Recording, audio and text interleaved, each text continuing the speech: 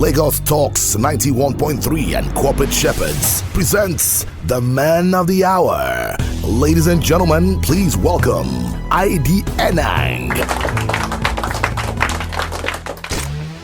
This is Navigate with ID Enang. This is Navigate with ID, brought to you by Corporate Shepherds. Welcome, dear friends and very distinguished listeners. It's Navigate with ID. What a time, what a year. 2025 is here, friends, and it's January. A fresh beginning beckons. And, there couldn't be a better partner to string this along other than my friend and brother, Doyin Oluwole. Doyin, welcome to this episode. Thank you very much, ID. Always a pleasure to be here. Yeah, on Tuesday when we opened, the floodgates of the year with a fresh beginning, we had talked about turning the page on the new year and most especially having to start strong by laying the groundwork. Today, I'd really like us to look at something slightly different, but still within the fresh beginning. And that's about the first step towards lasting change.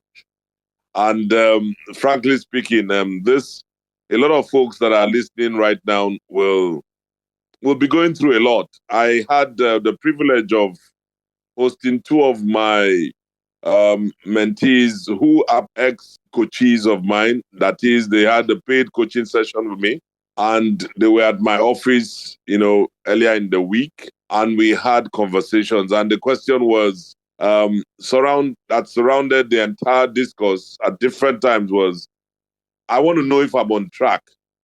These are the things I'm looking at, and I want to know if I'm on track. So, yes, I said, you are on track when you actually have a sense of where you're going. And that's the first step towards lasting change. But I want to summarize it in two words. Know yourself. Know yourself. Know yourself. You don't have to change very much about yourself to achieve substantial improvements in your skills, in your competencies. It is just a small improvement that is required. And I'm saying 5% can improve your success rate by 20% or more. And I'm going to talk a bit more about that, Doyin. But let me hear from you. Okay. It's always a pleasure to be here, my brother. Yeah, welcome. So this is what I think summarizes everything. Usually, when people say, "Oh, we're planning for the year," and then they're talking about New Year resolutions, they're talking about their plans, their aspirations, their expectations for the year. I always want to look further and ask if we should really just be planning for the year. And this is the reason why I ask that question all the time. We know that when it comes to plans, we say that there are short-term plans, there are medium-term plans, and there are long-term plans. Short-term plans are 1-year plans. Usually, that's it. In management, if I stand to be corrected. And the medium-term plans go between that 1 year, I think about 3 years, between 3 or 4 years, thereabout. And then the long-term plans are usually 5 years and above. So anytime I hear, the year, we have to plan the year, we have to do this, I ask myself, are we planning short-term every year? Are we actually doing short-term plans every year? Because it's always the plan for the year. Because for me, before I begin to take on the plan for the year, I believe there should be a long-term plan. Then from the long-term plan, we can break it down into the medium-term plan or the medium-term plans from the long-term. And from that medium-term, we can now break it down further into the short-term plans. So when we're planning for the year, we're not planning for the year in isolation, because that's why I'm sorry to say this, I do not mean to sound offensive. That's why we're always hearing new things all the time. Oh, it's my year of this. The next year is my year of that. Then the next year after, it's my year of this. And if you are checking those years and the things that have been declared, are those things aligned? If you say it's my year of faith today, then it's my year of doing something tomorrow. Then you say it's my year of new beginnings, 2 years after. Are all those years aligned? Are those declarations aligned? Because it is when they are aligned that we can tell that there really is a genuine long-term plan that is being broken down into medium-term and short-term plans. So everything just aligns. That's how I see it. And for the long-term plans, we should be asking some really heavy questions, some deep questions. And there's nowhere else to start from if not knowing oneself.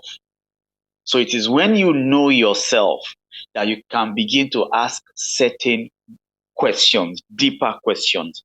And those questions will now begin to open up new vistas.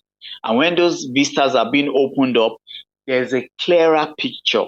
And that is where it is now easier to write the vision and make it plain on the tables so that you that is writing it and others who are reading it can run with it.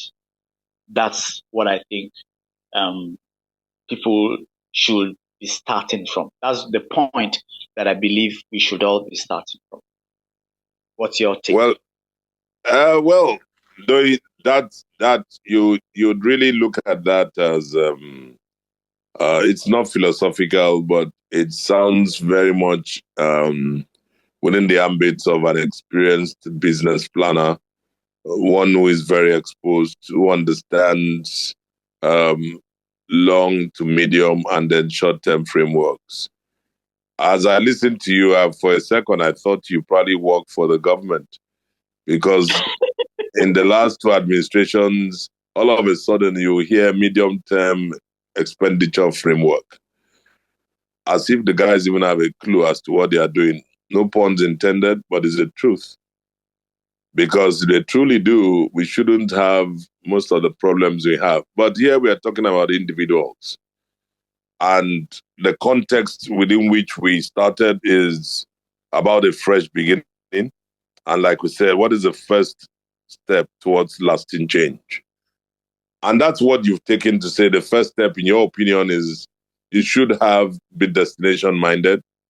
And if you're destination-minded, how do you calibrate that within the scope of different buckets, bringing you to the noun and then building up to where you want to be? That's one major way to look at it.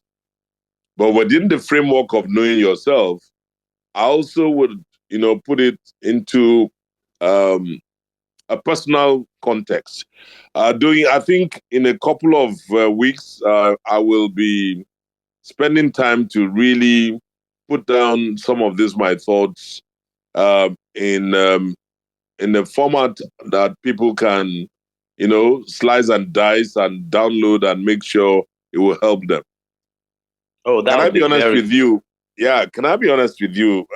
In the course of my life and career, I have always, for some reason, the day I got to know about the Pareto principle, early years, 80-20, I kind of fell in love with the 20% factor.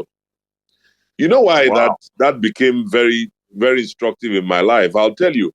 The sons of Issachar. That in business, in growing. So let me even start from the fundamentals of me, being a typical, I just started my career as a salesperson at Guinness. You'd find that a small number of our distributors, maybe only 20%, would deliver 80% of the volume we're looking for. The numbers. And these are the guys we call the big distributors. We call them some names. I remember my late boss, Jafar Yakubu, when we had KDs, we called them key distributors. And later on, we moved to CDs, contract distributors for the Guinness network back in the day. In 1991, between 1991 and 1993. across the country. We had contract distributors, and each of them, the minimum requirement was that you needed to have 4 trucks. I'm going somewhere. But I'll tell you that across the country, 80% of our numbers were delivered by these 20 people. Fast forward to when I was commercial director at Cadbury. I was commercial director at Cadbury in 2007. The same 20% factor came to play. I had few distributors that delivered the bulk, the 80-20 principle. In between, I learned something very important.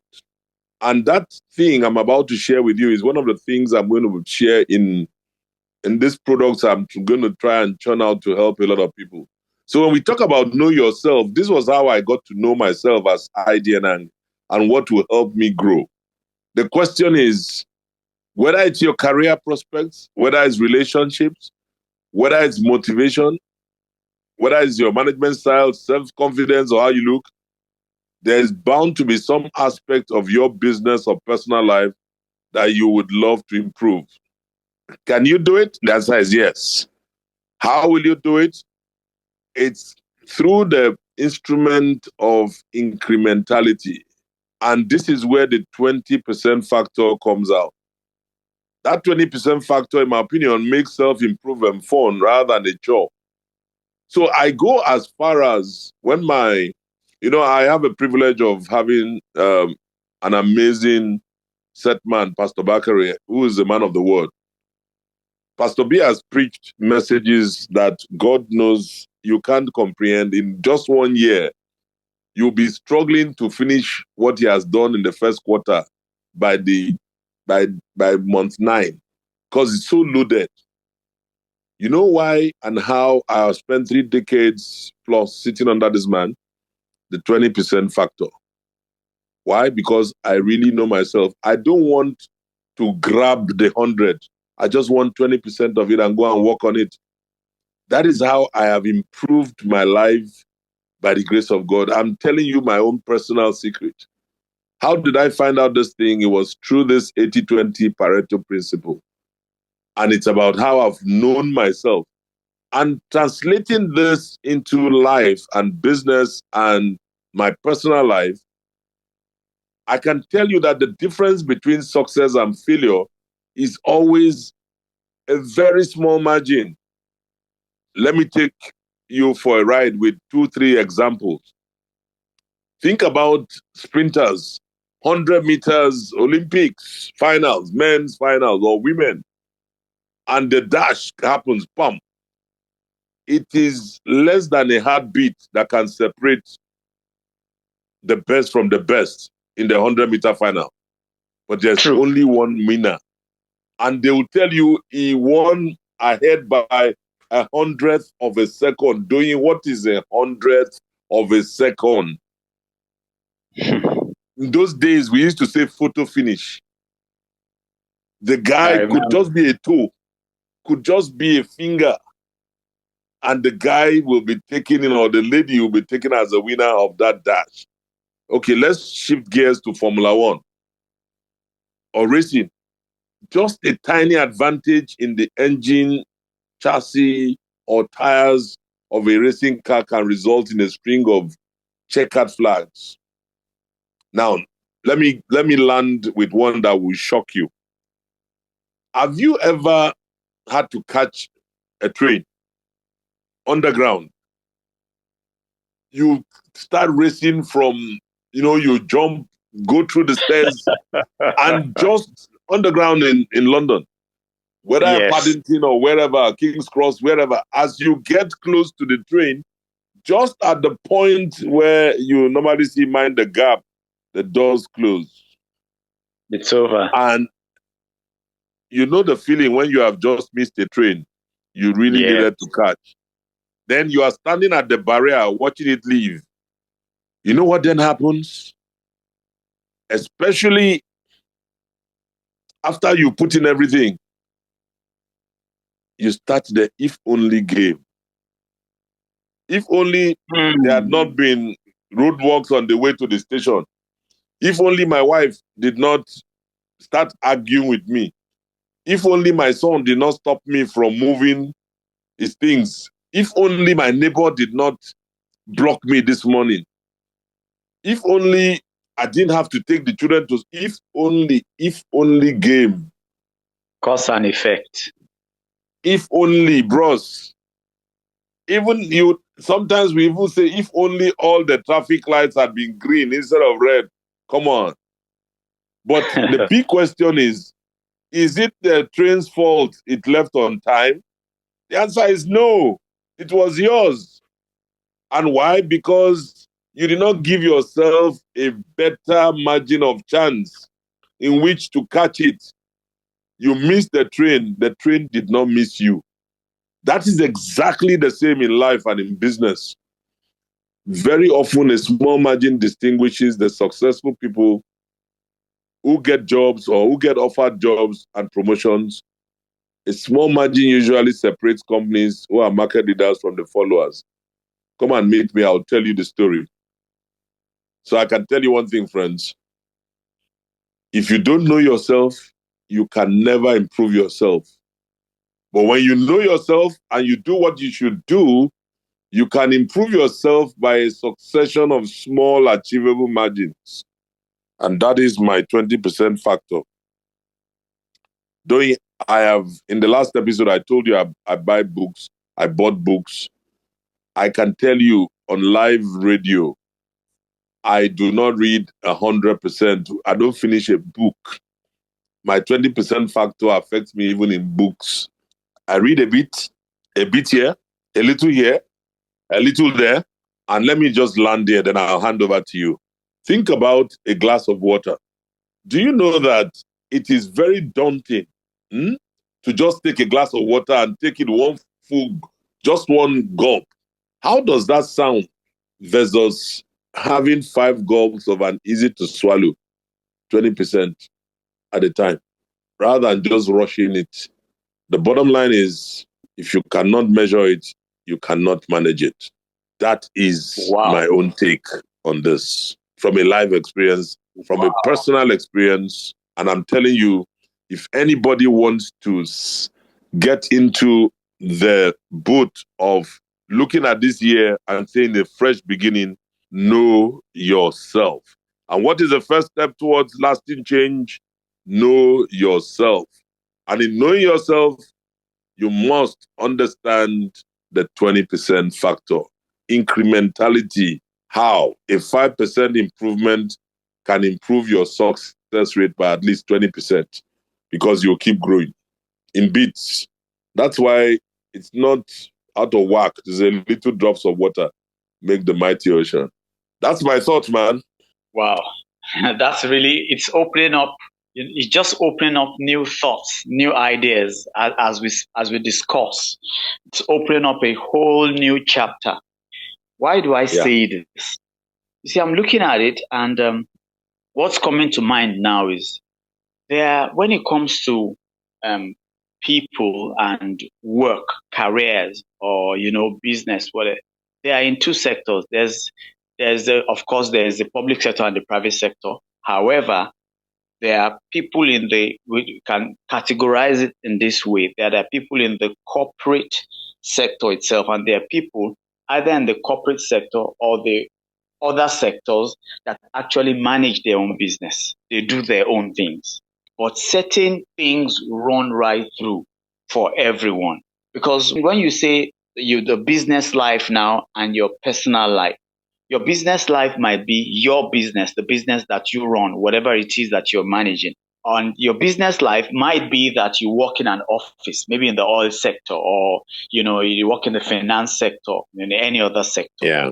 And then your personal life. So I was thinking about people, because I know some people are going to be asking questions and say, "Oh, but I do my own business, or or I work in an office. How does this apply to me?"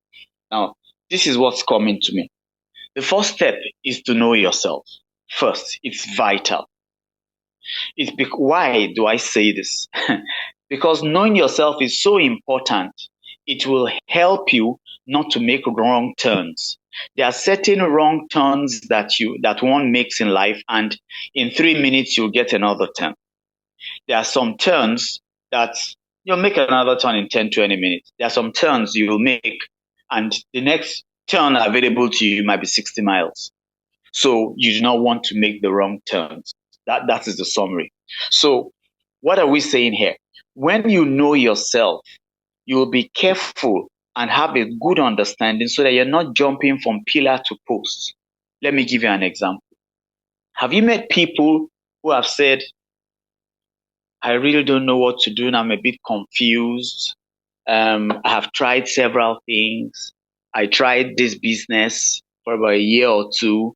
It started well, but it started going down and things happened. Maybe government policies or whatever happened and they couldn't get it done anymore. So they had to abandon ship. And then the fellow tried something else, another line of business, and it still didn't work. And he tried a third one and it still didn't work. Have you met people like that in the course of your being a consultant? Good. The reason why why this has been happening to them is because they do not know themselves. Because it is when you know yourself, what does that mean? It means that you will search and understand your potentials, you will understand your giftings, you will understand your talents, you will understand your capacities and your capabilities. You will understand. That is when you begin to now ask yourself, okay, based on these things that I have, what can I do with it? What am I able to achieve? Where is it leading me to? Instead of, oh, I heard that now this one they sell now, make I begin do them. Oh, now that one they sell now, make I begin do them, which happens to a whole lot of us. And so it's easy for frustration to come in because of that saying, high expectations, high frustration. And so when you know yourself, and you begin, it will help you to break the entirety of yourselves into smaller bits. And once you understand and you know your potentials and all of these other things that I've mentioned, you can now begin to ask the questions to say, hey, either I'm working for an oil major, I've been working there for a while, I'm making good money, but I need to do more. I need, you know what I mean? I need to do more. Yeah. Or I'm doing my own business and I need to build. I need to do that.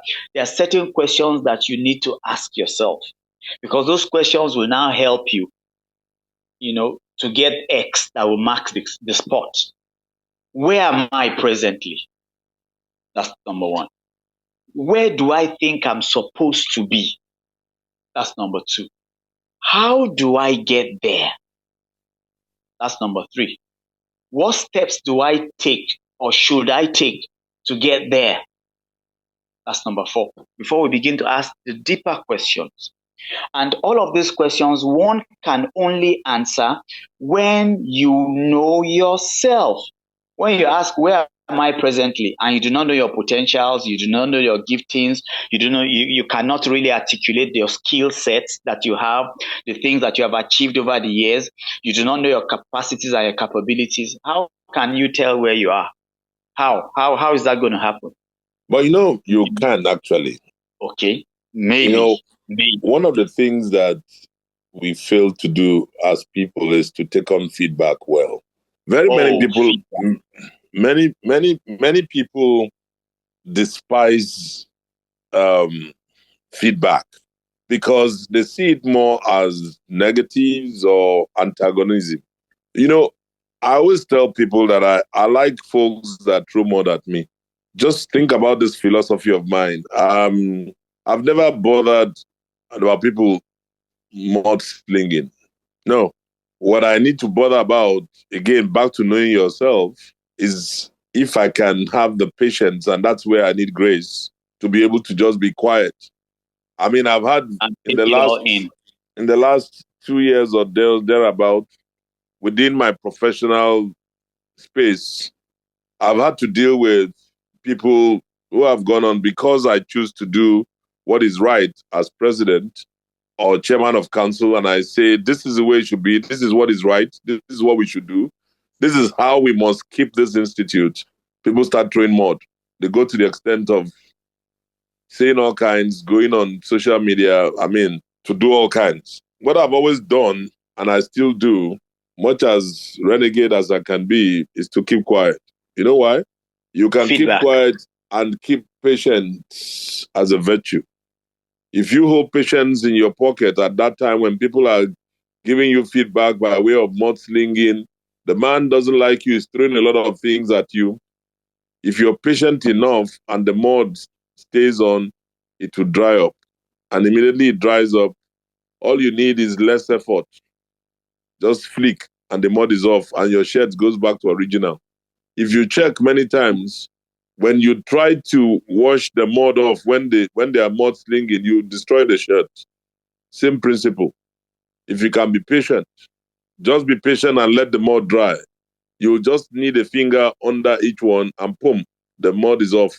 And you can have some creative patches. By the time you soak that shirt, it will come back as brand new or same.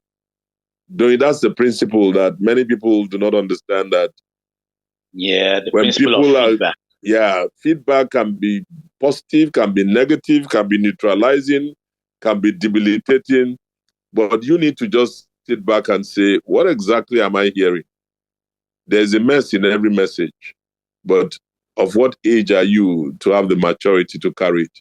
When we come back, we'll take it from there because this is your song, man. You'll come back and give us the hallelujah. All right. Don't go away, friends. We'll be right back. It's still Navigate with ID. This is Navigate with ID, brought to you by Corporate Shepherds.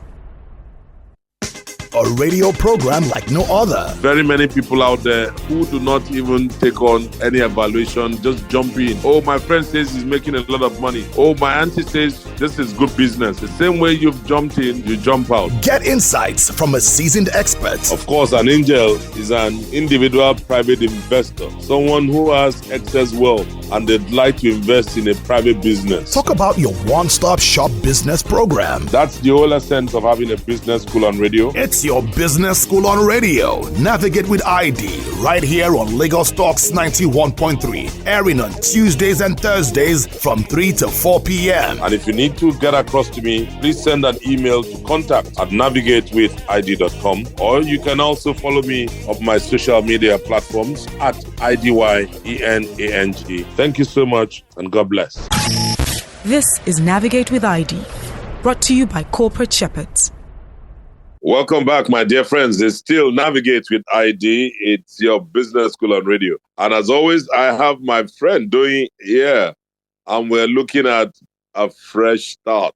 It's interesting, eh? What is that one thing that you can do to kickstart that change? And we agreed, or we aligned, if that's a better word to use, in the fact that you need to know yourself. Knowing yourself involves a lot more than the typical looking down, saying this is who I am. Knowing yourself is holistic, and doing what's painting a picture. And of necessity, we stepped in to say that feedback is one way that can provide insights into what you need to do next. But having said a lot of this doing, I think it's important that, you continue that ride, and then we'll take it up from where you stopped. Okay, yeah, ID.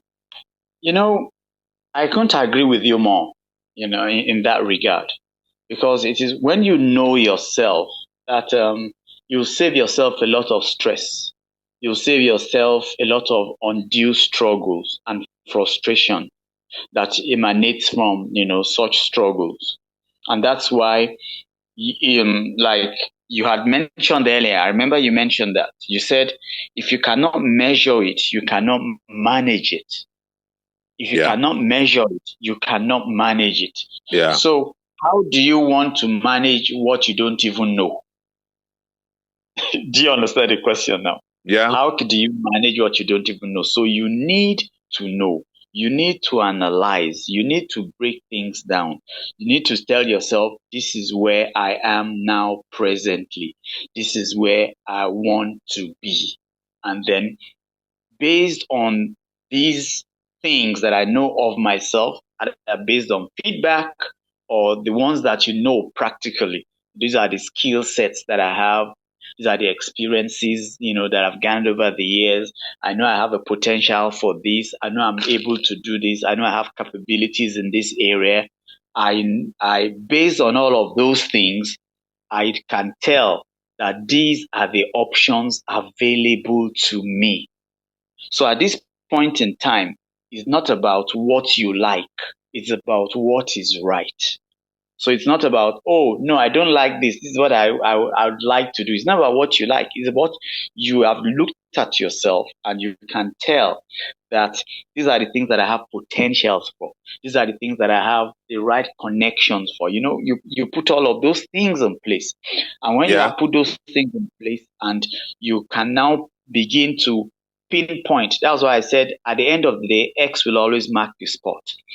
You now begin to pinpoint to say, I believe that I can explore. There's an opportunity for me here. Hey, come on. That's why organizations all over the world have feasibility studies now. That's why they do all of those things. And they keep digging deep till they, come up with very comprehensive business plans before they launch into anything. Was it likely while you were at Guinness that Guinness will start off a brand without... I like the dimension in which you've taken it in terms of folks, getting on the kind of research run, putting things together, from the concept all about managing what you can measure. There's also another school that I can bring to the table, which is one that is a bit more preponderant, but a lot of people run away from it. And you wonder what it is. I do. Do you understand one thing? I know you do, but I'm speaking to the listener. And you know that I said, if you can't measure it, you can't manage it. And Yes, this starts from a very simple context. If you want to improve this year, if you want to improve on anything that you have done, you must have a baseline against which to measure progress. If you cannot measure things, you cannot manage them. The first and toughest task is to get to know yourself. Really know yourself. That's what we've been saying. Your typical language, your strengths and weaknesses. I know you're always talking about SWOT. But the truth is, none of us can ever be really objective about ourselves. But the specially devised self-analysis tests can help us. And that is where psychometrics, some of those things come in to play. There is also what I call a DIY analysis, do-it-yourself analysis.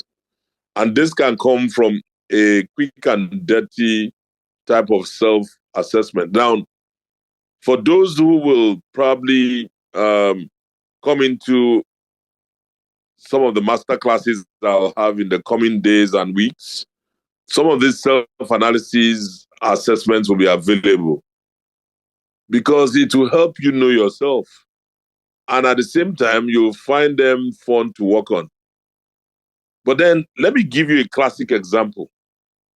Many companies use personality and psychometric testing to evaluate candidates for jobs and to appraise their existing people.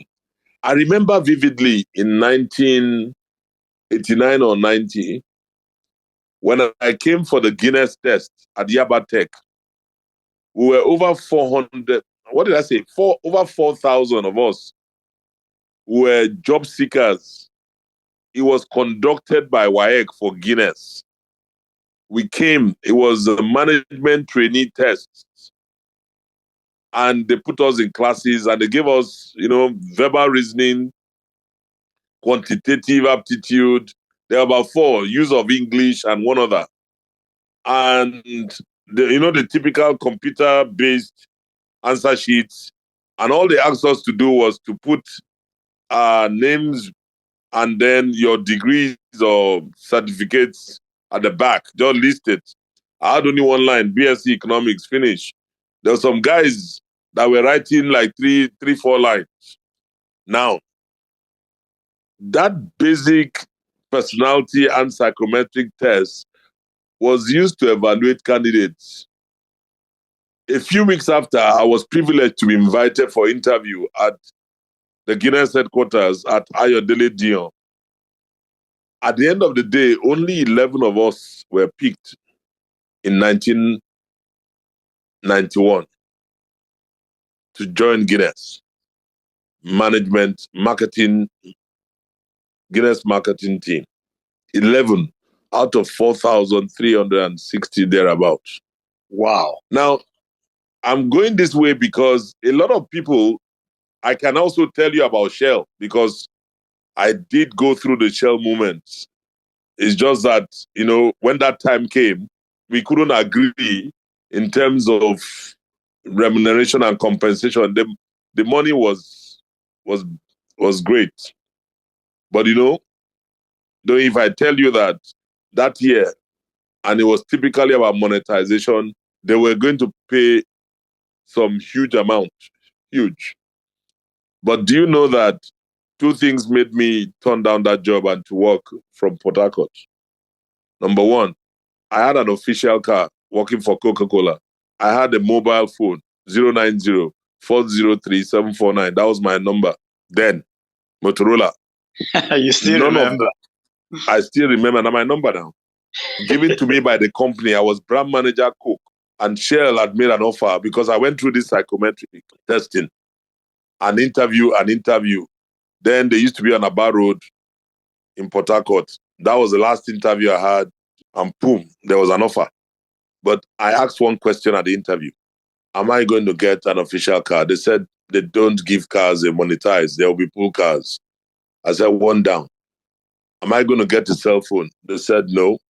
If you want to buy, you buy. It was a role of community liaison officer. I walked away from there. I didn't take the job. What am I saying? I've been through all of this personality and psychometric testing. When I got the Cadbury job, Guinness, as commercial director, Cadbury flew me into London. I got into London. I landed at Heathrow Terminal 4, went into the bathroom, had my shower. The first port of call was this psychologist. Started at 8 o'clock. It ended at 6. Wow. That was a thrill. Personality and psychometric testing to evaluate the fit ID for the job of commercial director. I sat there 10 hours and then different people came in and they asked me everything about my father, mother, grandfather. And, they had all these shapes. So, for instance, they will give you a shape, a triangle, a square, a circle, and something that is squiggly. Those squiggly lines. And they'll ask you to pick the shape which best represents your personality. Okay, whether it's a triangle or it's a square or it's a circle, you will pick it. For example, I'll tell you what your choice of symbol will reveal. A triangle will tell you because the only symbol with a clear sense of direction, the triangle is like an arrowhead speeding through space. That is what it means. So if you pick a triangle, they know that, okay, this guy has a clear sense of direction. Some other guy picks the square. It is the most logical symbol, but it has 4 right angles. It means the square is chosen by equally logical people. They say this guy is going to be logical. If it is squiggle, the squiggly lines, like you say up and down. Yes. That is an eccentric symbol. Anybody that picks it as a first choice, that person would take a rather offbeat view of life. So you find that if you take this guy and he's your commercial director, this guy is going to be going off tangent. But a circle is found in many religions. That's harmony. So these are ways and means in which people are analyzed, personalities are analyzed. And at the end of the day, they will tell you that doing is probably going to be your best guide to give you. These are the areas to watch out for, development areas. Build him on this, and then you have yourself the best commercial director. And then your development plan comes out, and they'll give you an offer.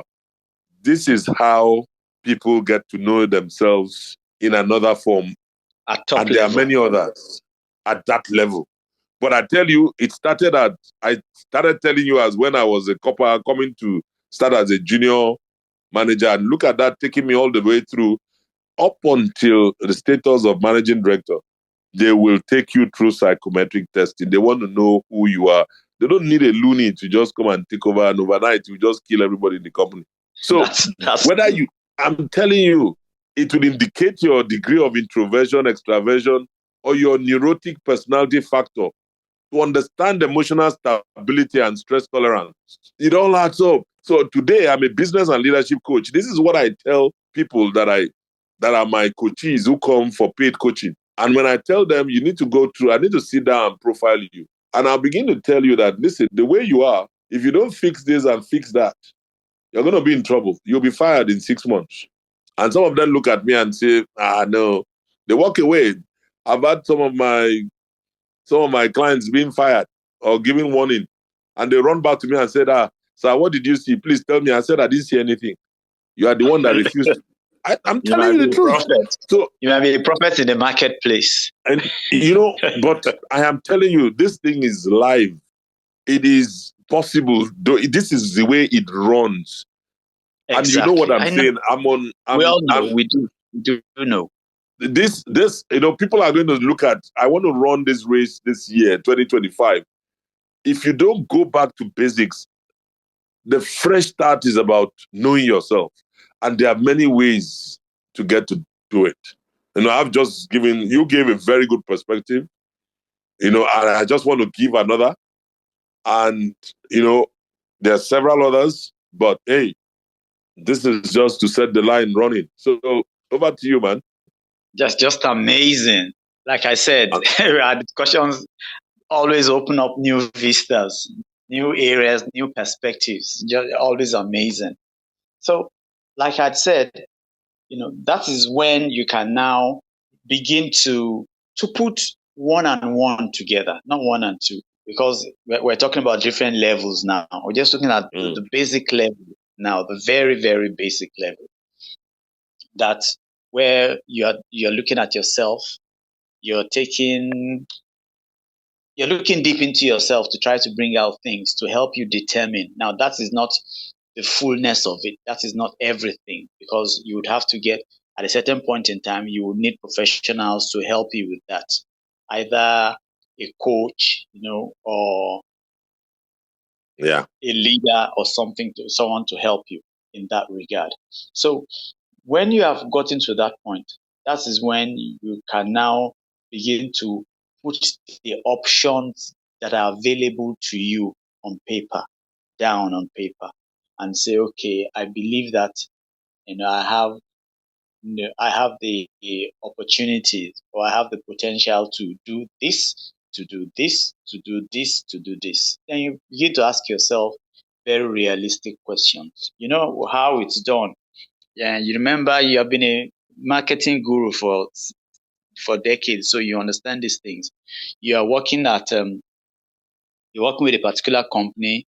You come up with a brand, and you say our brand is new, and what will the agency say to you? It will begin to interrogate your brand until it confesses, like we say, and then they will ask you, okay, list the top 20 brands in the industry. You list the top 20 brands. They will ask you, okay, where do you want to be in 2 years or in 1 year? At times, you will be the one to say, well, we want to be number 5 or we want to be number 7 in 1 year. And we'll say, okay, that's not a problem. Let us analyze and see if it is feasible for you to be number 7 in 1 year, or it will take you 2 years. And that begins to go into other things like expenditure. How much do the others spend? What is the spend of competition? What is the spend of the topmost brands? And how much do you have to spend? And all the other things that you would have to do to help you get maybe into the first year, and then you begin to push it up from there. So it simply means that you need to know yourself, so that you know what you have, you know what you are able to do, your capacities and capabilities. So when you are saying, I want to get into this business, you are able to properly plan to say, from what I see, in about a year or 2 or 3, I should be able to achieve this based on these points, based on these circumstances, based on these resources that I have. I'm looking at being able to achieve this. So you are not just faithing it. you are putting things down that you can see, then your faith will help to propel you further than that which you had put on ground. So you then can say, okay, my plan for this year is that I'm going to move 30% or 35% into the project that I'm working on. That project should manifest in 3 years. So I expect to move 35% in year 1 or 30%. I expect to move another 30 or 35% in year 2. Then by the end of year 3, my El Dorado is on ground. And I can now begin to, like we say in Nigeria, blow from that point. So that is when your year of something begins to make sense.